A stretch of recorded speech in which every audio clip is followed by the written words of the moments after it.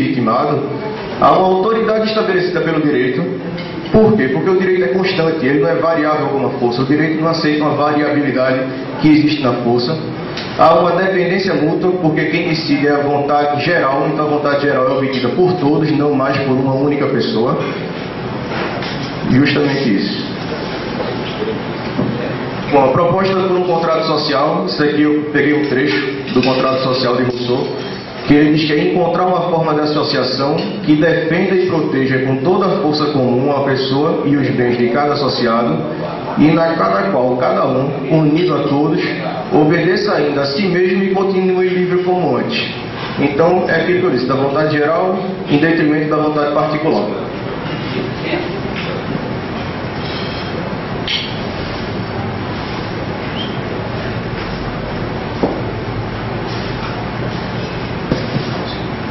Bom, aí muita gente questiona se a liberdade e a igualdade existente no estado de natureza não seria maior do que a liberdade e a igualdade existente no estado civil. Rousseau mostra que não. Tá certo? Rousseau diz que a liberdade no estado de natureza é garantida única e exclusivamente pela força do indivíduo. É a famosa autotutela. Você defende a sua liberdade na força, na sua força. Tá certo? Você não tem ninguém para proteger sua liberdade. E a liberdade no estado civil é defendida pela vontade geral. Então é muito mais forte a liberdade a partir do estado civil da liberdade que você tinha no estado de natureza. A mesma coisa da igualdade. A igualdade na natureza a desigualdade na natureza era uma desigualdade física. E aí passa a haver uma igualdade civil, que é a igualdade baseada na moral e uma igualdade legítima. Vontade geral. Por que a vontade geral deve ser respeitada? A vontade geral não é, como muitos pensam, a vontade de todos. A vontade geral é aquela voltada para o interesse comum. É aquela voltada para o interesse geral, tá certo? Não adianta ter uma unanimidade destinada única e exclusivamente a nomear, por exemplo, Nilzardo presidente do Rota. Essa não é uma vontade geral. Essa é uma vontade de todos.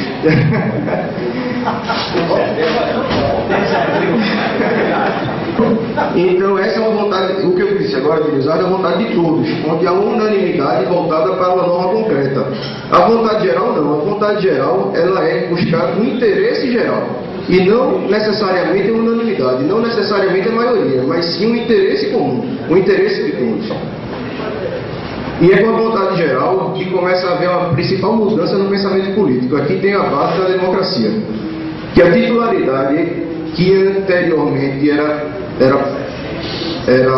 destinada apenas aos governantes, ou seja, ao monarca, ao soberano, algo desse tipo. A titularidade da soberania passa para os governados, ou seja, o povo.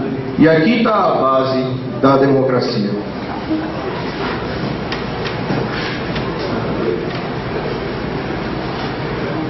Bom, aqui eu fiz um quadrinho para explicar um pouco da vontade geral, tá certo? A vontade de todos é a soma das vontades particulares, é o que eu acabei de falar aqui. Todo mundo quer ele usar o presidente do Rota, que ele já disse que não quer.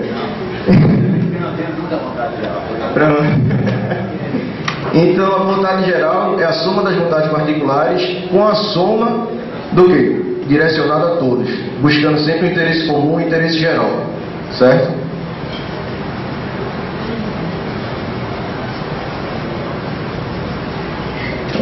Na vontade geral, Rousseau acredita que isso daqui é a base da democracia direta.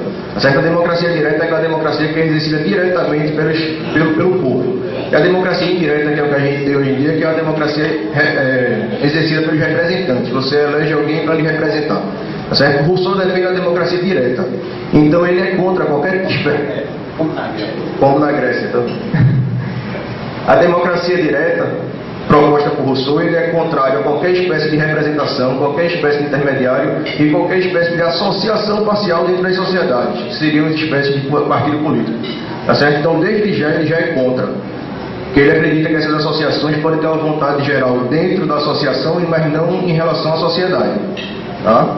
Então, aqui é justamente a democracia direta, mas Rousseau diz que, por mais que ele defenda a democracia direta, ele diz que o povo não sabe o que quer. Tá certo? Ele diz que o povo não tem competência, não tem legitimidade para interpretar a vontade geral. É daí que surge a ideia de necessidade de um legislador. Mas um legislador não seria uma contradição? Eu não disse até agora que Rousseau quer afastar a vontade particular do poder, e agora eu estou dizendo que precisa de um legislador. Mas Rousseau diz que esse legislador, ele é uma espécie de Deus, ele está acima de tudo e de todos, tá certo? Ele não vai governar, ele vai apenas legislar, ele vai determinar as normas que serão seguidas, mas sem governar. O legislador não pode nunca ser o soberano. Quanto a essa espécie de governo, eu vou explicar no próximo slide, que também a esqueminha já está terminando. Que a democracia, para Rousseau, ela é o ideal para pequenos estados, estados pouco populosos. A monarquia, ela é o ideal para grandes estados, estados muito populosos. E a aristocracia é o ideal para os estados médios, tá certo?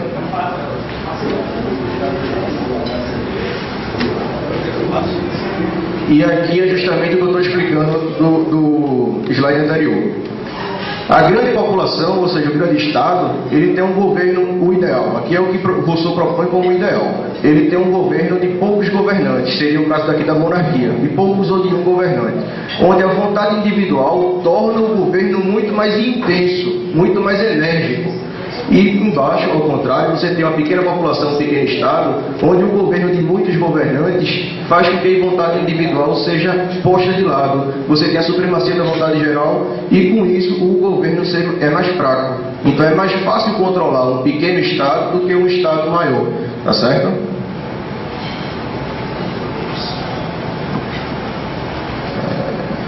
Bom, aqui é mais a relação utópica de Rousseau, né? Porque ele diz que a democracia é excelente, a democracia é o ideal, mas ele diz que a democracia só pode ser composta por cidadãos que sejam deuses. Então, como aqui ninguém é Deus, a gente não pode viver na democracia, no pensamento de Rousseau. É mais uma utopia isso aqui.